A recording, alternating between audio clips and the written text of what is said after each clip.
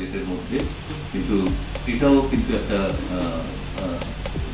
দৃষ্টান্ত হতে পারে যে অল্প বাজেটের মধ্যে ভালো ফিল্ম এবং মানুষকে দেখানো। একটাই যেটা চ্যালেঞ্জ থাকে সেটা ওর মাসির মেয়েরা সেও খায়, মানে এরা আর মা বাবার সঙ্গে যাচ্ছে, মা বাবা একটু সাবধানে জড়িয়ে না পড়ে ঝামেলায় চলে যায়। কিন্তু ওরা একটা ঝামেলায় জড়িয়ে পড়ি যেখানে ব্যাপারটা হচ্ছে তো ঐতিহাসিক জিনিস চুরি হলো এরকম বলা হচ্ছে এবং সেটাও খুবই করা হচ্ছে।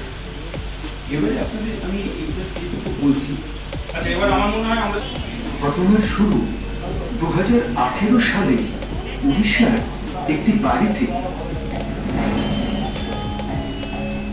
সেই রাতেই উড়িষ্যার বাড়ির দোতলায়। কি যেন নামটা বলেছিলেন? বালিচন্দ্রপুর। রত্নের রত্ন যদি ওই দ্বন্দ্বটা হয়, তাহলে সেটা কোথায় আছে, কোন রত্নে? উড়িষ্যাতে পা দিতে না নিতেই আমরা একটা রহস্যের মধ্যে পড়ে গেলাম। অজাত শত্রুর লুকিয়ে রাখা বুদ্ধির অস্তি। ঘোষণার সামনে সুপ্রণাম ওনার বাড়িতে একটা হারমোনিয়াম নিয়ে মাসিমার আশীর্বাদ মামা খুব মানে ভালোবাসে না, পছন্দ হয়ে গেল ওয়ান চান্স, মানে অনেকগুলো গান দিতে হয় কিন্তু ওয়ান চান্স পছন্দ হয়ে যাওয়ার পরে অনেক কাজটা আমি করি করতে করতে তার বিজিএম পার্টটুকু ছিল পাইবেই না।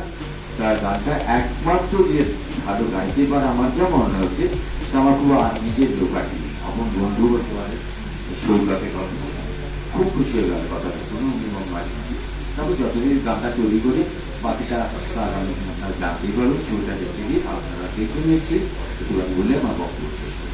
আচ্ছা আমরা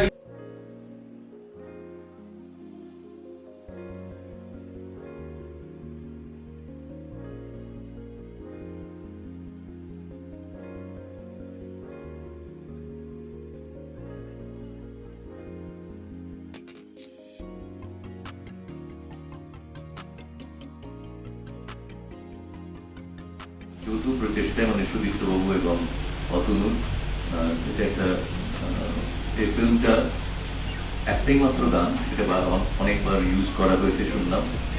তো দেখা যাক একটা টিনেজ মেয়ে আমার চরিত্রটা, তো আমার মতো কৌতূহলী, তো চরিত্রটা ঢুকতে তেমন একটা সমস্যা হয়নি।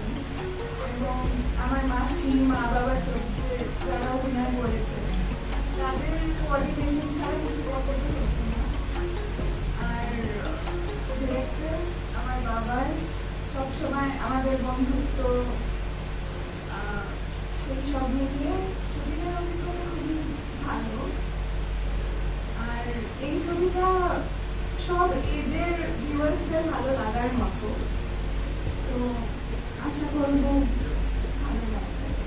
থ্যাংক ইউ সর্বনী ম্যাম, কিছু চার কথা শুনতে প্রথম আমার প্রথম ওনার সাথে কাজ করা প্রভাব রয়েছে। আপনি যে একদিন ফোন করে ক্যারেক্টারটার জন্য বলেছিল, মানে আমি রায়ের মায়ের ক্যারেক্টারটা করেছিলাম। আর সবচেয়ে যেটা ভালো লাগা ছবিটার মধ্যে, গল্পটা তো বলবো না কারণ দেখতে হবে গল্পটা, রহস্যময় একটা সিনেমা। ওলাসুনি বলে একটা খুব সুন্দর জায়গা রয়েছে উড়িষ্যাতে, ওটা তো একটা ফরেস্ট, তাই তো? ওলাসুনি যেটা আমরা গেছিলাম একটা পাহাড়ের মধ্যে ফরেস্ট, এবং তার ভেতরে একটা অসাধারণ মন্দির আছে জগন্নাথ দেবের, তার ভেতরে আমরা শুটিং করেছিলাম। সেটা একটা অসাধারণ অভিজ্ঞতা। আমরা আমাদের লকডাউনের পরে গেছিলাম না, সেই কারণে না একদম ফাঁকা ছিল, তাই আমরা খুব সুন্দর করে হই হই করে নিজের মতো করে কাজ করতে পেরেছিলাম এবং টিমও খুব কোঅপারেটিভ ছিল।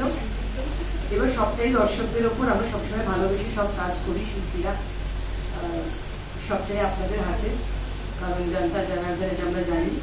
আর শিল্পীরা আমরা ভালো কাজ, সাকসেস যে সবসময় সুযোগ পাই সেটা তো নয়, কিন্তু তার মধ্যেও যখন কিছু ভালো মুহূর্ত থাকে যে কোনো কাজে, সেটা সবসময় মনে থেকে যায়। এই মানে উড়িষ্যার তো লোকে উদয়গিরি খণ্ডগিরি ওই যে রূপটা বেশি পরিচিত, তো কিন্তু এইটা হচ্ছে যাজপুর থেকে, যেটা ললিতগিরি, উদয়গিরি এবং রত্নগিরি, এই তিনটে জায়গা যেখানে বুদ্ধদেবের স্তূপ পাওয়া যায় এবং সব পাওয়া যায়। তো সেই জায়গাতে কিন্তু আনকমন, মানে ঠিকমতো নেই বলে, ট্রেনের যোগাযোগ নেই বলে খুব দর্শক কিন্তু মানুষ যান না।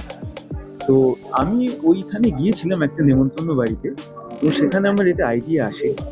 আর 70-এর দশকে ওই ললিতগিরিতে এক্সকাভেশনের সময় বুদ্ধদেবের মানে যেমন স্তূপ উদ্ধার হয় ললিতগিরিতে, তেমনি ওনার দন্ত উদ্ধার হয়।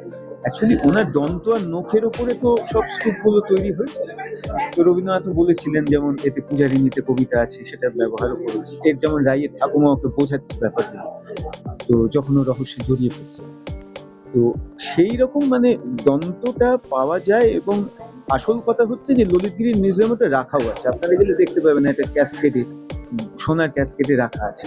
কিন্তু আমি গল্পতে ভাবলাম যে ধরুন ওটা পাওয়া গেল, আরেকদিন এক্সকাভেশনে দেখা যাচ্ছে যে আরেকটা সাইডে সরানো আছে সেইটা একজন সেটা লুকিয়ে বাড়িতে নিয়ে যাচ্ছে, এবং সেটা নিয়েই যা কিছু মানে কাহিনী যা কিছু, সে একটা বুদ্ধদেবের মূর্তি।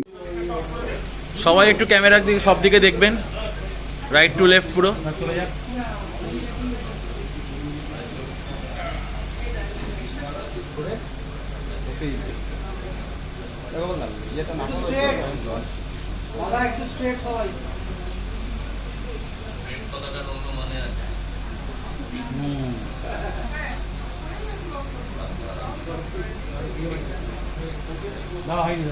এটাই ওনার নিজের ভাবনা। এবং আমার যেটা মনে হয় যে একটা বাংলা ফিল্ম ভীষণভাবে এখন ঘরবন্দি হয়ে পড়েছে, সেখানে আউটডোর শুটিংটা আমার মনে হয় মানুষের একটু অন্যরকম লাগবে, এবং একটা নতুনত্ব কিছু ভাবনার মধ্যে দিয়ে এই ফিল্মটা আমার মনে হয় যে মানুষের কাছে পৌঁছবে। তো আপনাদের মাধ্যমে পুরো ফিল্মটা জুড়ে তো সেখানে সুদীপ্তবাবুর কথায় অতনু দাশগুপ্তর সুরে আমি গানটা গেয়েছি। আমার গানটাকে খুব ভালো লেগেছে, এবার বাকিটা আপনাদের।